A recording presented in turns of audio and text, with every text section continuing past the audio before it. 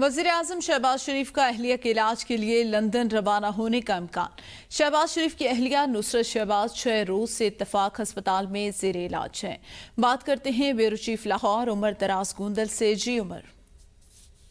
जी, वजीर आजम शहबाज शरीफ अब तकरीबन अगले 24 घंटे ये मनसब उनके पास रहेगा, क्योंकि कल 14 अगस्त की तकरीबात के हवाले से बताया गया है कि कल जो सुबह तकरीबात होंगी उसमें वो शरीक होंगे, जिसके बाद कल निगरान वजीर आजम जो है वो अपने ओहदे का हल्फ उठा लेंगे। और इस वक्त नून लीग के जराये बता रहे हैं उनकी अहलिया जो है नुसरत शहबाज वो लाहौर में जेरे इलाज है, तो उनके इलाज मुआवजे के सिलसिले में वो अगले चंद रोज में लंदन के लिए रवाना हो सकते हैं, जहां पे उनका इलाज मुआवजा होगा। और दूसरा वो ये कह चुके हैं कि अब थोड़ा सा वो ब्रेक भी लेना चाहते हैं, और इसके अलावा कायद नवाज शरीफ के साथ जो आइंदा का लाहे अमल है कि इलेक्शन किस तरह से लड़ना है, क्या नारा होगा, क्या कैंपेन होगी, या नवाज शरीफ की वापसी कब होगी, उस सिलसिले में भी मुशावरत लंदन में करेंगे। और उन्होंने कहा कि बहुत शुक्रिया उमर आगाह करने के लिए।